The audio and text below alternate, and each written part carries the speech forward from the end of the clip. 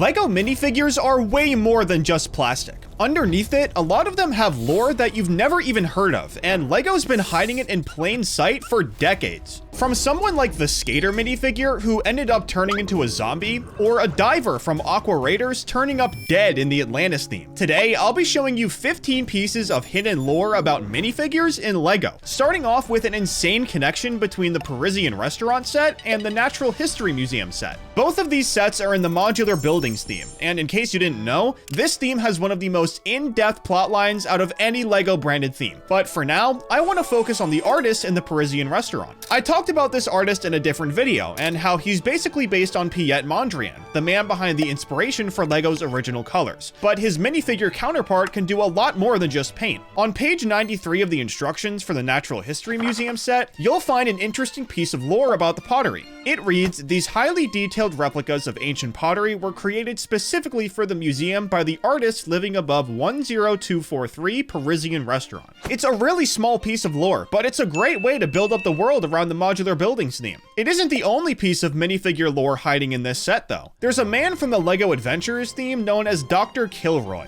He's had a few different names and outfits over the years, but Dr. Kilroy is how most people know him. He's an expert archaeologist who knows everything from the cultures of ancient civilizations to dinosaurs based on their skeletons. And no matter how dangerous an adventure is, he's always down for the fight. No matter where he is in the world, he's always seen with a red bow tie and a white pith helmet. But after all the years of adventuring, he took off his helmet and settled down as the curator of the Natural History Museum, where he still wears his bright red bow tie. It only makes sense that someone with so much knowledge would end up working at a museum. But there's something about Dr. Kilroy I haven't told you yet. He's actually the uncle of Johnny Thunder, the hero of the LEGO Adventures theme, and he taught Johnny everything he knows. The two traveled everywhere together, and Johnny ended up making a pretty big name for himself. So big, in fact, that there's a picture of him in the Mummy Museum set from the Scooby-Doo theme. Johnny's story is a lot like his uncle's, but because of the fame, he can be found in a million different places in LEGO. I could make an entire video just about Johnny's lore, so if you want that, let me know in the comments and subscribe to see it when it comes out. Anyways, Johnny Thunder and Dr. Kilroy aren't the only minifigures in the Adventurers theme with lore across different sets, because Samuel Sinister also has a pretty cool story. This guy first showed up in the Egypt sub-theme, and just like Johnny and his uncle, he also has a few different names. But one that you might recognize is Baron von Baron. You won't recognize it because he's famous or anything. You'll recognize it because of the Haunted House set from the Icons theme. The name of the set is just Haunted House, but the actual name of the house is Manor von Baron, and it belongs to Baron von Baron. This guy was the main villain in the Adventurers theme, and wherever Johnny Thunder went, he went too. The two were always competing to see who could find the coolest stuff first. But while Johnny Thunder was donating what he found to museums, Baron von Baron kept everything for himself. And this Haunted House set is where he keeps his most prized possessions, which of course includes a giant portrait of himself. I mean, he is a villain after all. But why exactly is his house haunted?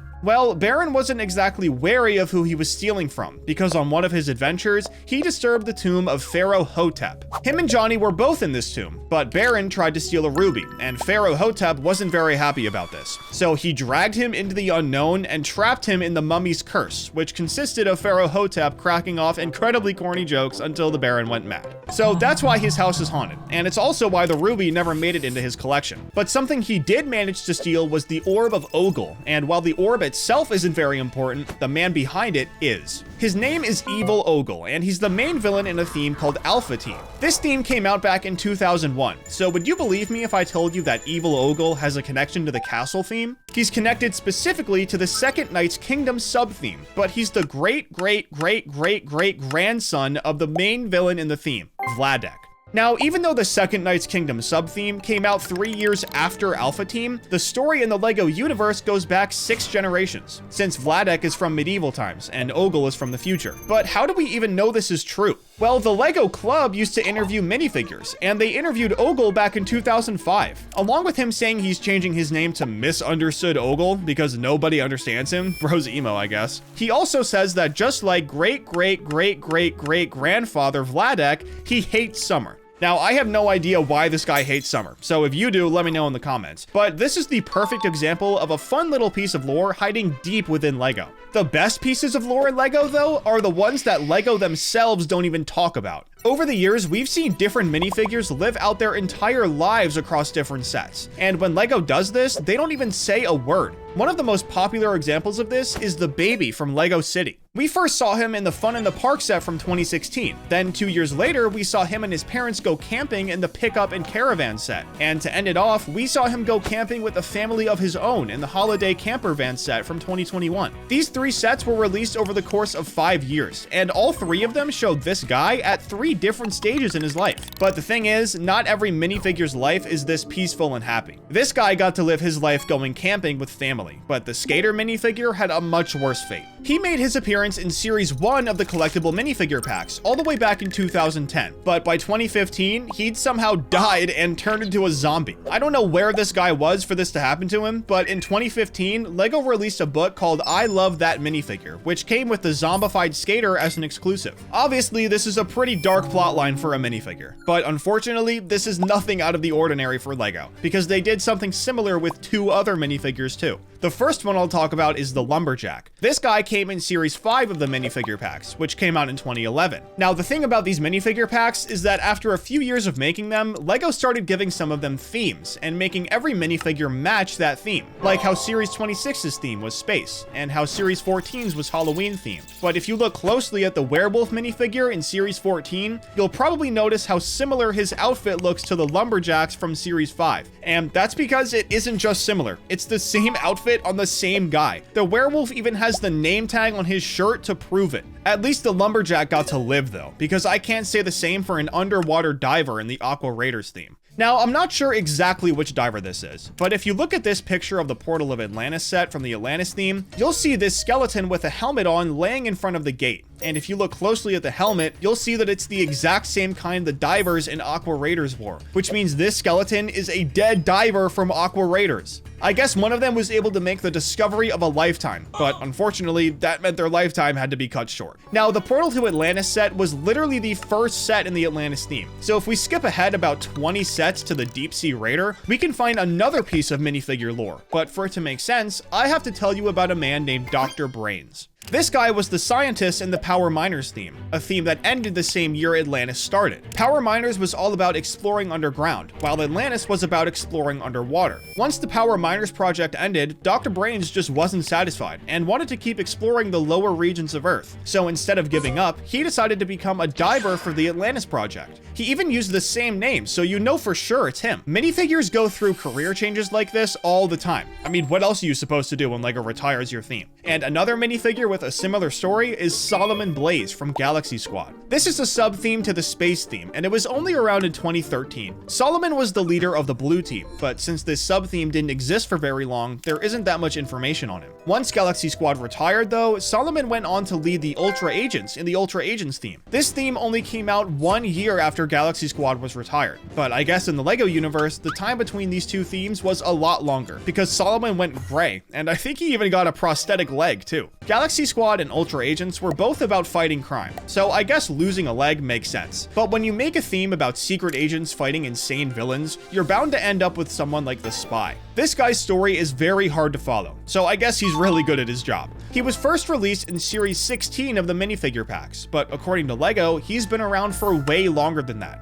We just never knew it. The official description for him is on Brickopedia, and the original source from LEGO's website is gone. So LEGO's accidentally doing a really good job of covering up his past, which is very fitting. His description says that he's codenamed Agent A, and that his first recorded mission was for an organization called Alpha Team. Several years later, he was spotted infiltrating the volcano lair of Dr. Inferno shortly before its implosion. Although presumed lost in the line of duty, he resurfaced in the daring rescue of captured Galaxy Squad pilot Solomon Blaze from alien bugoids before disappearing once again. Now, there are absolutely no visuals for this, which is why it's so hard to follow. I mean, the only set that got named was the volcano base in the Agents theme. And of course, since he's a spy, he's not on the list of minifigures that come with this set. The Spy is one of the most elusive minifigures in all of LEGO. And since literally every theme he's involved with is retired now, it's gonna stay that way.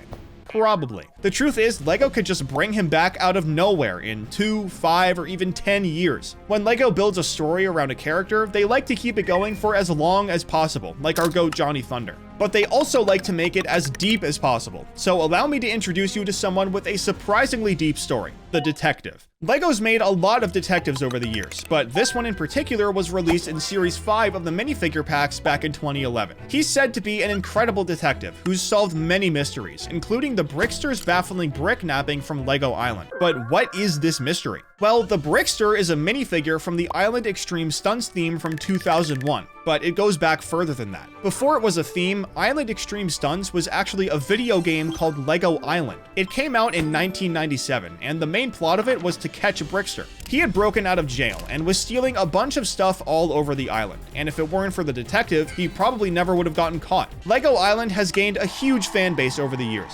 probably because of how deep the lore is, so it's no wonder there's another character that gets referenced too, the Infomaniac. This guy is basically the narrator of the LEGO Island games. When you first load into the game, he shows up and tells you how to sign in so you can actually play. And after that, he kind of just guides you through the rest of the game. In the real world, he's only been in 3 different sets, one of which was a polybag dedicated to him, so that one doesn't even really count. But the other 2 were set 6740, the Extreme Tower, and set 9247, Community Workers. His entire thing is that he's an information hub and is always willing to help, and he was actually spotted doing his job in a very odd place, the Monkey Kids City of Lantern set. This city is pretty big, and might be a little bit confusing if you've never been there before. So to help you out, the Infomaniac is just chilling at the bottom of the city. A lot of minifigure stories get continued like this, where LEGO just throws them in as Easter eggs in some random set. And one minifigure with a surprisingly funny story like this is the goat. It was super rare and expensive, and for a while, LEGO only used the mold one time. But we weren't the only ones freaking out about the goat.